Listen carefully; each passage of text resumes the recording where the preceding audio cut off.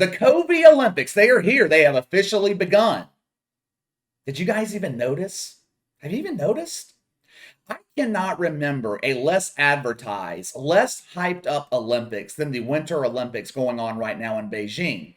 It's almost like the worst kept secret. There has been so much backlash against the IOC for holding the Olympics in China. Now, I'm not a defender of the IOC. This is one of the most corrupt organizations in the world.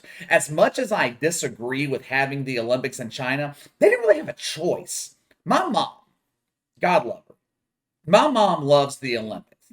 She doesn't get into sports. She doesn't like the NFL. She could care less about the NBA. Earlier today, I was talking to my mom on the phone and I was telling her about someone getting offended a few months ago on a video I did about the WNBA. I was making the case in the video that the WNBA should just be shutting down and not be considering expansion. In the middle of the conversation, my mom asked me, "What's the WNBA?" I said, "My point exactly. The league has been in existence over 25 years. There are people who don't even know that the WNBA exists." But anyway, I was telling her that the Olympics are a dying brand. They can't find cities willing to host. That is the reason the Winter Olympics are in China right now. They couldn't find another city willing to host it. Remember last summer, heading into the Tokyo Olympics? We were talking about it 6, 8 weeks in advance. Now, sure, most of the talk was about the social justice warriors using the platform to promote their bullshit, but at least we were talking about it. The past couple of weeks, I have tried to look for topics about the Beijing Olympics. I've had trouble finding anything to talk about. It's almost been like this hush hush deal. NBC is broadcasting the Olympics, but because there's been so much backlash, they haven't really went into overdrive promoting it. The Chinese government, they are monitoring people over there, making sure they don't say anything negative about the wonderful CCP. I think NBC has buyer's remorse. They have got to be kicking themselves in the ass for spending damn near $8 billion for the rights to broadcast the Olympics through 2032. $8 billion for a once prestigious brand that is rapidly turning into a dump. The Tokyo Olympics last summer were absolutely unwatchable, mainly due to the highly unattractive social justice warriors protesting every chance they got. Remember Raven Saunders? If you don't, I'll give you a reminder. Look at that doll face. Oh. Sales of new TVs in America rose 300% after NBC broadcast this and broke television sets across the country. We have not seen the Olympics be used by SJWs as a propaganda machine like we did last summer. Now, Nancy Pelosi came out yesterday imploring Olympic athletes to remain apolitical. Don't speak negatively about China. We don't want to upset them. Where in the hell was Nancy Pelosi last summer when all these athletes were speaking negatively about America? When Laura Ingraham told LeBron James a few years ago to shut up and dribble, she was accused of being a racist. Nancy Pelosi, she tells Olympians to shut up and snow ski? No one seems to give a damn. It was okay. It was acceptable to promote social justice in Tokyo last summer. But when it comes to real human rights violations in China, you shut your damn mouth, peasant. The Winter Olympics are going to be a ratings disaster for NBC, and they know it. They have already warned advertisers that very few people are going to watch this garbage. And speaking of garbage, the disposal regurgitated this morning. Her name is Savannah Guthrie.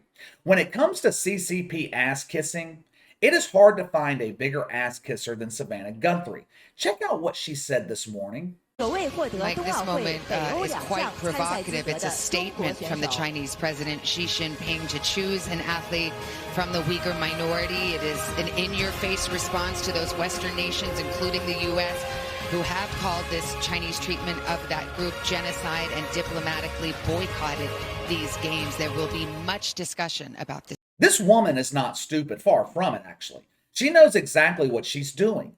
This is 100% propaganda. But KC, she is in China. She is scared if she says something negative about the Chinese government, she will be targeted. Savannah Guthrie is not in Beijing. She's in Connecticut. She is broadcasting the Olympics from the NBC studios in Stamford. How do I know this? Because she admitted it to Glamour magazine that she wasn't traveling to China for the Olympics. She claimed it was because of the dangerous COVID, or she just couldn't be away from her children for 2 weeks. COVID. I'm pretty sure the COVID was rampant last summer. The mainstream media was pushing COVID 2.0 like it was the second coming of AIDS. That didn't stop Savannah Guthrie from traveling to Tokyo for 2 weeks last summer, but when it comes to going to Beijing, she just can't be bothered. I wonder why. Could it be that she wants to avoid the oppression, the same oppression that she praised in that clip? Look, everyone, they have a Uyghur Muslim lighting the Olympic flame. This proves the Chinese government doesn't oppress minorities. These people, man. You know what that reminded me of? It reminds me of the KKK member who claims that he's not racist because he has a black friend. Savannah Guthrie is one of the most agenda-driven journalists on television. This is the same woman who conducted one of the most biased town halls I had ever seen with Donald Trump. I'm not even a Trumper, but even I felt bad for the guy when I watched that a couple of years ago. Shockingly, though, and I cannot believe I am saying this when talking about NBC, but coverage so far of the Olympics has been balanced. This morning, we were shown the dumbass side, with Savannah Guthrie proving to all of us that she is indeed a graduate of Woke U.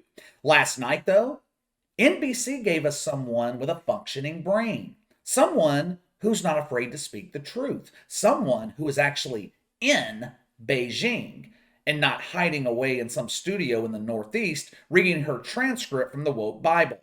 I'm talking about Mike Tirico. I was at my parents' house last night for dinner. Like I told you, my mom loves the Olympics, so that's what was on TV. When I heard Mike Tirico basically call out China for their bullshit, I actually turned my chair around from the dinner table to listen to him. Welcome to Beijing. Follow me to the nearest concentration camp, where we will stick Q-tips up your nose daily, monitor your cell phone and computer, and anally probe you for contagious hemorrhoids. You would figure, with the COVID, being created in China, they would realize that the pandemic is over. The rest of the world has moved on. Hell, down here in the South, we had already moved on from the COVID in the spring of 2020, but not in freedom-loving China. No, no, no, no, no. The government, they don't need an excuse over there to exert their control over you. You give them something like the COVID, something they can twist, we're controlling you to keep you safe. They will never let go of that power. I'll be honest with you, I can't believe NBC allowed Mike Tirico to call out China on their human rights violations. Now, he didn't go as far as I would have, but then again, most people won't.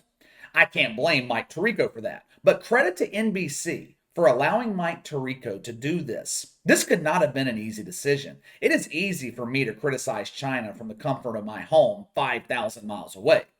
Mike Tirico is over there. He is in the shit. Dude has courage. I give him credit. You know who I feel bad for in all this, though? No, it's not Savannah Guthrie. I mean, it's sad that she's addicted to woke, but she made that choice. It's not Nancy Pelosi, who is also addicted to woke, as well as ice cream and plastic surgery. Nancy Pelosi hasn't possessed the ability to make a facial expression in 30 years. But I feel bad for the Olympic athletes. Think about how bad this sucks for them. You train your entire life, you bust your ass, you accomplish your lifelong dream of making it to the Olympics. And how are you rewarded? By risking your life, traveling to a country to live in oppression for 2 weeks, and receiving little to no recognition for your accomplishments because no one will be watching the Olympics. Many people are outright boycotting it because they don't agree with it being in China. Mike Tirico mentioned how much China has changed since 2008. How they've become more influential throughout the world. Back in 2008, the mainstream media promoted the American alliance with China as a good thing. We will show them capitalism. We will show them how to run a free market society. Our culture will rub off on them.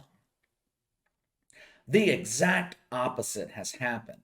China has rubbed off on us. Not us like you and me. I'm talking about politicians, corporations who are actively selling out their own country. Did you see anyone in China celebrating the new year on December 31st? No. But I damn sure saw the NBA, the NHL celebrate the Chinese New Year a couple of weeks ago. Who is influencing who? Anyway, give me your thoughts. Will you be watching the Winter Olympics? Sound off in the comments below. Make sure to like and subscribe. Click the notification bell to receive all notifications from the channel. Best way to contact me is by email at btlkc84@gmail.com, KC_BTL84 on Twitter. I'll see you guys tomorrow.